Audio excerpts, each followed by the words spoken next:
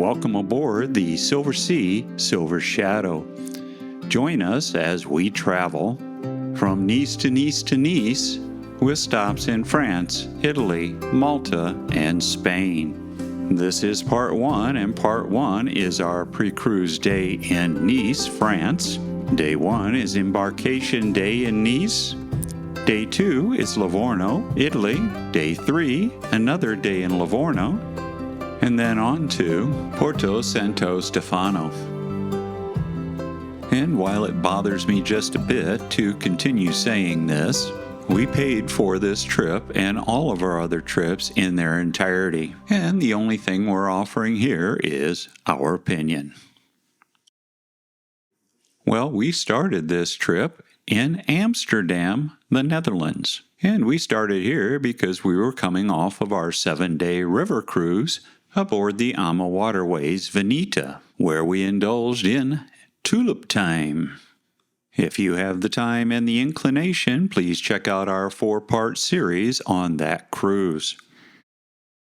From Amsterdam Schiphol Airport, we flew directly to Nice, France.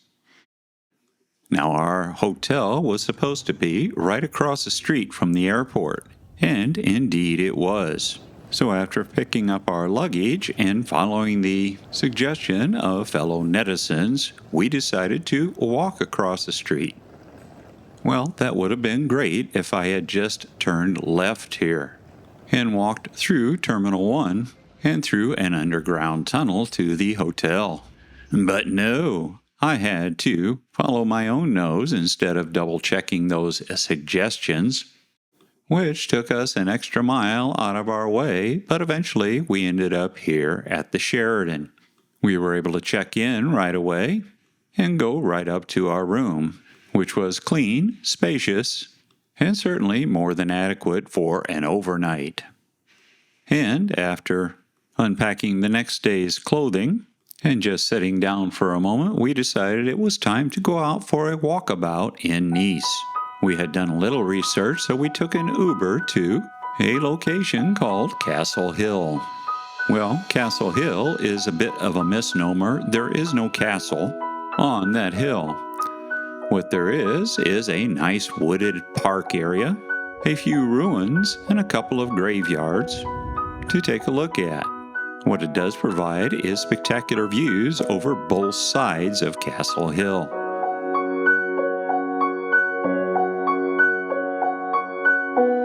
For whatever reason, Castle Hill has a bit of a Greek motif going on that carries through to other parts of the park. Here's a great view over the old town of Nice and the adjacent beach area in the Avenue d'Anglaise.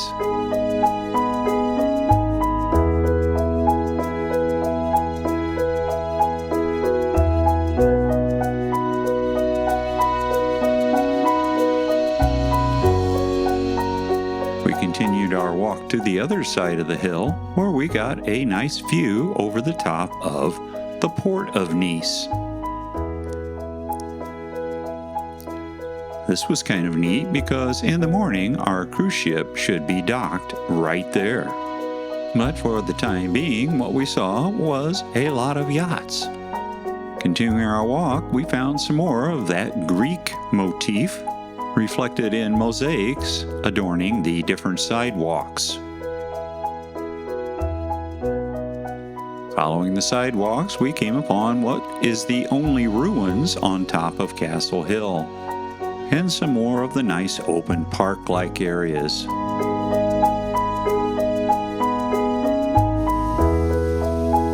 There's also an interesting tree here right next to the artificial waterfall.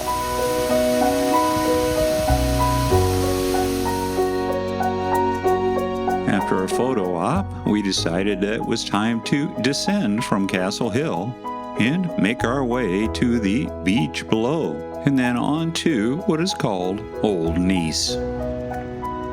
So down, down, down we went, passing inexplicable buildings with neighbors protected by concertina wire with a guard seagull perched atop. Finally making our way to the bottom, we found the I Love Nice sign for a photo op. Our goal behind it, Old Nice. Here you see the boundary of Old Nice with Castle Hill prominent within that boundary. And walking through one of the many entrances to Old Nice, we were there. This area of Old Nice is full of restaurants, bars, shopping, and neat old buildings, as well as many entertainment opportunities. Opera, anyone?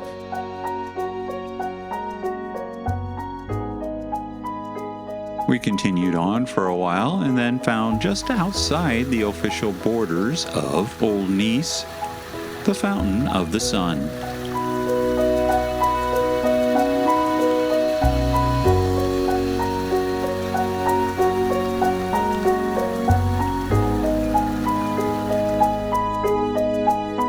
Leaving the Fountain of the Sun behind, we found the Promenade des Anglais, or the English Promenade. The promenade is full of quirky art, both old and new, like this chair that's all a matter of perspective, to monuments both grand and abstract. The other thing besides the beautiful stroll and the seaside view is people watching. Both locals and tourists frequent the promenade. And if you walk from beginning to end, as we did, all 4.3 miles of it, or 7 kilometers, you might find this a manifesto professing peace and love, painstakingly spelled out in seashells. And after stopping to read this message of benevolence, we stumbled back into our hotel after walking nearly 10 miles that day and almost immediately collapsed and got ready for the next day's adventure. Well, the next day was simply Embarkation Day, and after a late breakfast at the Sheraton, featuring what can only be described as some of the best croissants we've ever had, and deciding that, well, yes, the French really do know how to make croissants. No surprise there, I guess. We then hauled everything we had downstairs and called an Uber. For a normal embarkation day, this would have been, well, too early. But Silversea had emailed me and offered an 11 o'clock boarding time. I said great. After our very kind Uber driver dropped us off right in front of the ship, we made our way through the check-in procedure, which involved security, a very quick check-in in a tent that was set up outside the gangway, and a check-in process that was quick and easy peasy, being as we were the only passengers checking in at the moment. So check-in was quick, and they immediately plied us with champagne and mimosas before we even set foot on the ship. Once on board, our room was not quite ready, so we went up to Deck 9 to take a look around and get an overview surrounding the ship. Very quickly, we were told we could go to our room and were greeted by the now familiar layout of the veranda suite, complete with chilled bottle of champagne waiting for us, some chocolate treats, and information on how to connect our devices to the shipboard Wi-Fi. After unpacking and relaxing for just a second, we went back up to Deck 9 for a better look around the ship. We found a good view of where we were yesterday, Castle Hill, some of the more modern parts of Nice, and the port of Nice. From there, we decided to just go out and take a short walk around the port, just to see what we could see. From naval vessels to yachts to rowboats, it was soon time to return to the Silver Shadow. We changed for dinner, and dinner tonight would be in La Terrazza. La Terrazza in the evening is the Italian a la carte restaurant and one of our favorites on Silversea. Please check out our dining and drink guide already published. And while we were dining, it was time for the sail away from Nice. These images were taken from the terrace of La Terrazza. La Terrazza is the only formal dining area that features an alfresco dining area.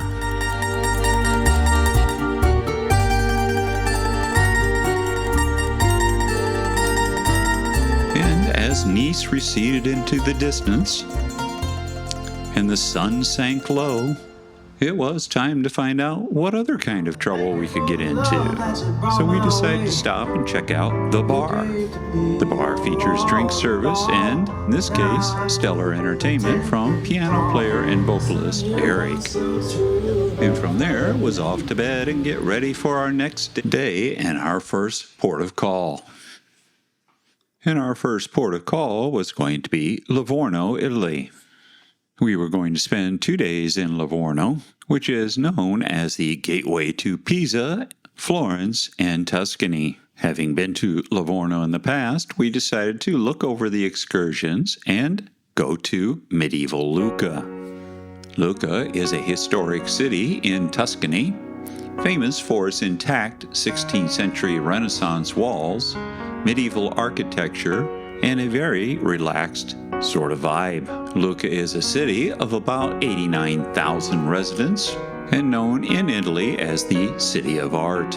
It is also known for its intact Renaissance-era city walls and a very well-preserved historic center. Buses, of course, cannot operate within the old city center, so we were let off and had to hoof it past the walls and into a portal leading to the old city. Once inside, it was narrow streets and interesting alleyways that are mostly pedestrian-friendly, with the idea that you need to have eyes in the back of your head watching out for bicycles and the occasional Fiat racing by.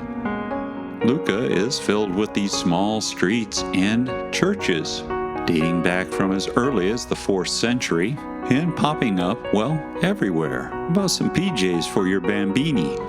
Many of the homes had these bars, and no, it's not a prison, it's a rich person's house. Apparently, back in the day, this was the thing. Put bars on your windows and fortify your doorways to protect your home. Lucca was also the birthplace of several important composers. There's even a square and a museum dedicated to perhaps the most favorite son of Lucca, Giacomo Puccini.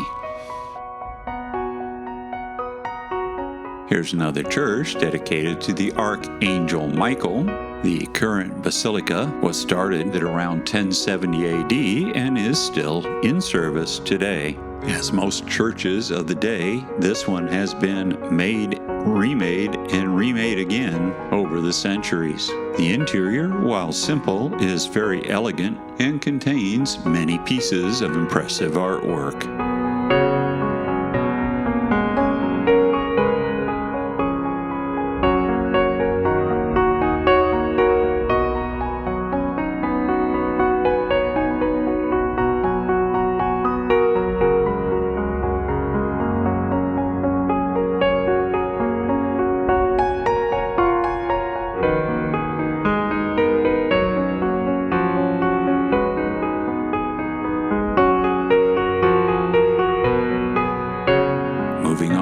Church, we began to pass more interesting narrow streets and alleyways, gelaterias,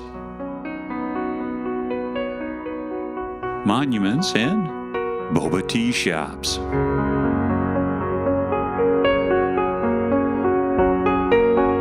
The Church of St. Giusto was built in the second half of the 12th century over an existing church.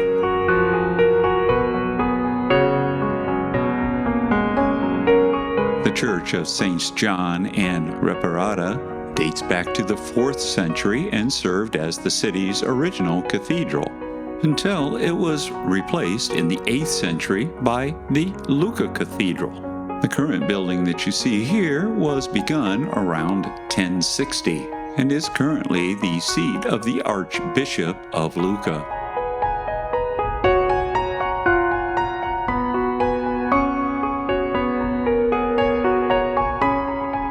Leaving the churches behind, we come to the very interesting Guinigi Tower.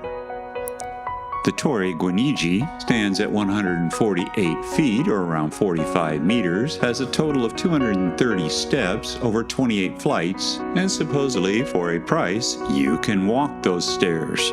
It was built in the latter part of the 14th century by the Guinigi family, a wealthy family of merchants and bankers, to demonstrate their power and wealth. There were 7 oak trees planted on the top, a garden of sorts as opposed to being purely a defensive tower, and the trees are supposed to symbolize renewal, rebirth, and their enduring power.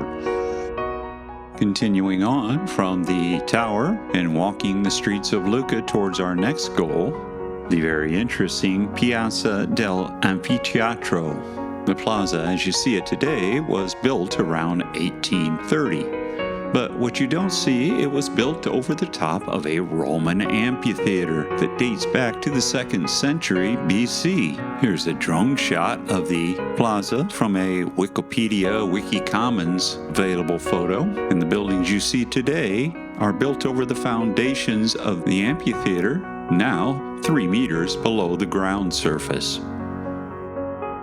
It was here that we were turned loose and said, hey, go shop. Well, that's all well and good, but not something we normally do, so we just continued our walkabout, headed back toward what we thought were the city walls. And indeed they were. The city walls are now mostly intact and about 4 kilometers in length. We took a short walk along those walls.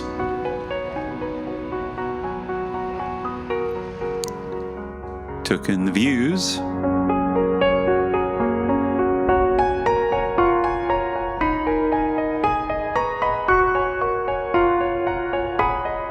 Snapped a photo or two, and then headed back to our group and the bus. On the bus and rolling through the beautiful Tuscan countryside before finally returning back to Livorno. Here is one of the fortifications we did not visit. Well, how was our medieval Lucca excursion? Overall, pretty good. This cost us $178 for the both of us. The accuracy of the tour description was good. All the stops and the timing was good. The tour guide was very good overall and didn't talk us to death and did let us take a look at what was going on. So I would recommend this excursion. Do rate it overall a solid 2.7 out of 3 stars. Back on board the Silver Shadow, we fooled around a bit and I downloaded video from my phone. And a little bit later in the afternoon, we changed for dinner and went to the Panorama Lounge, where it was quiet and we were able to enjoy the Silversea Band. Following that, and it was off for dinner at the restaurant on Deck 4. Check out our dining and drink guide, already published, for more on the restaurant and all of the dining and drinking venues aboard the Silver Shadow. Following dinner, we weren't going anywhere because the ship was docked overnight, so we just went up to Deck 9 and took a look around the city as the sun started to sink low. Later on that evening, and it was off to the show lounge, where cruise director Roy Perez introduced us to our guest headliners, Mediterranean Soul. Tutto bene? Okay, so we can carry on there because tutto is bene, right?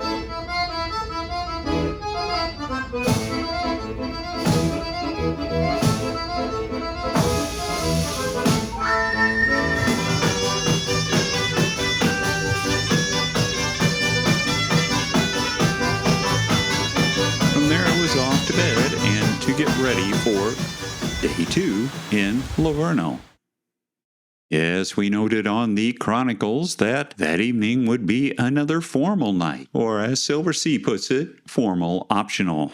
We had already been to Livorno in 2022 aboard the Viking Sea. On that trip, we had an excursion that took us to Pisa and gave us a chance to check out the fortress very close to the docking location. If interested, check it out on our channel. Here's also a link on screen, and I will leave a link in the description below. Because we had been in this area prior to this, we decided to just step off the ship and walk the short distance into Livorno to see what we could see. What we found was restaurants, fountains, and plenty of shopping opportunities if that's your thing. We also found some unique wall art and a hustling and bustling farmers market that had, for the most part, locals shopping for fresh fruits, vegetables, meats,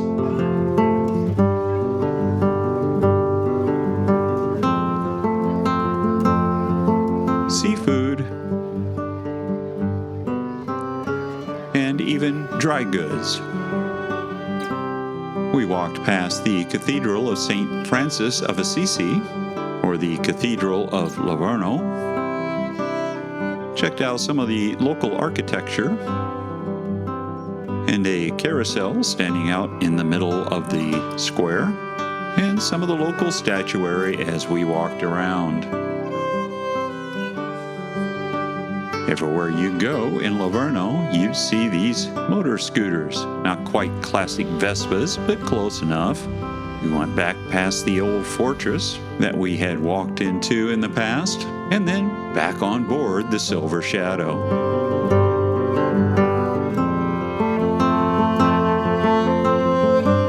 After an afternoon of wandering the streets of Livorno, we went up to the pool bar and had our first BBC, or Bailey's and Banana Colada. That night was formal night, and we were back at La Terraza, where my main goal became trying not to spill marinara sauce down the middle of my shirt, while Song looked on expecting me to do just that. We had a fine meal, so see our dining and drink guide, already published, for more on the evening dining at La Terraza. That evening, we sailed away from Livorno to calm waters and a beautiful sunset.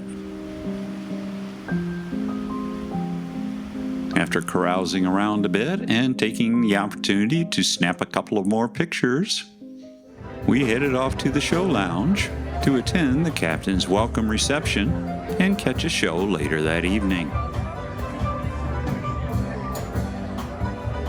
Everybody was out in their Sunday finest.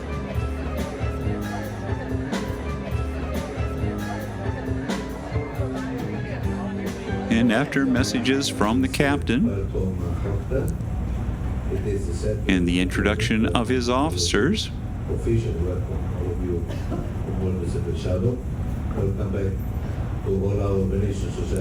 it was time for a show. And tonight's show was Limelight, presented by the Silversea Singers and Dancers and the Silversea Band.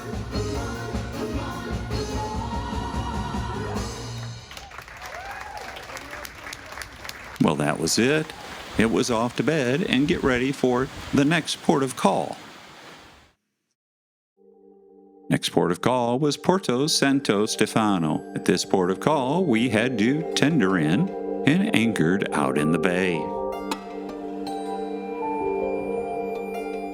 Our excursion for the day would take us out of Porto Santo Stefano to Mount Argentario and Port Ercole. But first, it all started with a quick tender ride into the port. It was on to our trusty coach, and away we went. Our first stop was at the Convent of the Passionate Fathers, built between 1733 and 1737 by St. Paul of the Cross, the very founder of the Passionate Congregation, after he experienced a vision of the Virgin Mary pointing to the site. The site stands at roughly 635 meters or 2,083 feet above sea level and offers beautiful sweeping views over the Tyrrhenian Sea. The church serves as the historic mother house and first foundation of the Passionate Order.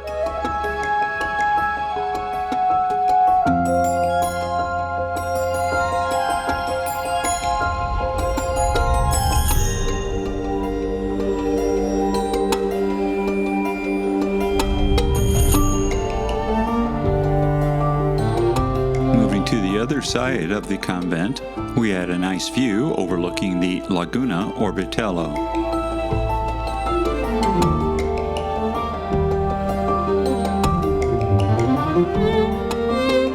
Next stop on our tour was Porto Ercole. Our bus dropped us off and we had to walk down a street with motorcycles, scooters, and cars zipping by until we made a stop here. Now it was here that our tour guide had to stop and explain in excruciating detail the story of Caravaggio. This sculpture is known as the Sword of Caravaggio, and for the next 20 plus minutes stood there listening to her gregariously go on alternately about what a wonderful man Caravaggio was and what a terrible man Caravaggio was. Apparently, he was an artist of some note. I've seen some of his paintings and he was quite good. But he was also somewhat of a dandy and liked to duel. He was exiled to Porto Ercole by the Pope and died under somewhat mysterious circumstances. Finally on the move again, we walked down the promenade in the arc of the bay toward one of the 3 major fortifications that surround the port. As we were walking toward one, we could look over our shoulder at another. I believe this is Fort Stella, towering above Porto Ercole.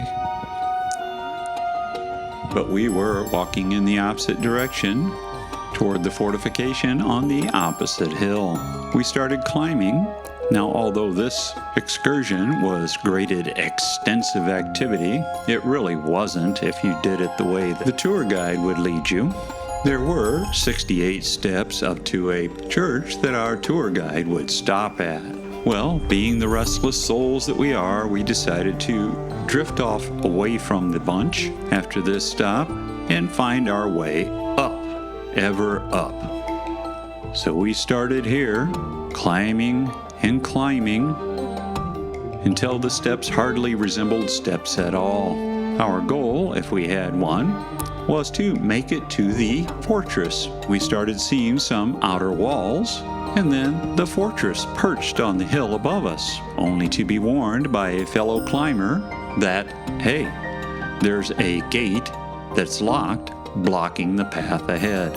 Well, we made it to the gate, we turned around, and as they say, what goes up must come down, and we did. Back on flat ground, we took a moment to rest on the unique stone benches, pose in front of the sign that says Porto Ercole, reflecting on the name, which literally means Port Hercules, and just continued our sightseeing and walk along the seaside promenade. Eventually, we joined back up with the group, walked up a hill, and queued up in front of this rather modern-looking church. Back on the bus and back to the pier, hopped on our trusty tender, only a little worse for the wear, and headed back to the Silver Shadow. So how was this tour? Well, it was fine. We spent just a little more, $178 for the both of us. And while the tour description and everything was fine, the tour guide started off good and then descended into a bad streak of over-talking things. And as a result, I'm going to have to rate this a rather poor 2.2 out of 3. But back on board the Silver Shadow, it was time to head to the Panorama Lounge after changing for dinner and indulge in entertainment and drinks. A little later, I stepped out on deck and watched them bring the final tenders in as the sun sank low. As Porto Santo Stefano started to light up and the sun started to sink, it was time for us to go. And after some carousing around, we returned to our room to find that our butler and room attendant had left us a towel something or other, looking all the world like a Teletubby. Well, that's it for part 1. Thank you so much for watching. Please like, subscribe, and ring that notification bell to be kept up to date with new videos as they arrive. Check out my much neglected website, tomsmultiinterest.com, and stay tuned for more. On its way now is part 2 of Nice to Nice to Nice. Join us as we make it to Civitavecchia, Italy, spend a day at sea, before arriving in Valletta, Malta, before continuing our way to Sicily. Thank you again for watching, and as always, safe and happy travels from T's Cruise and Travel Muse.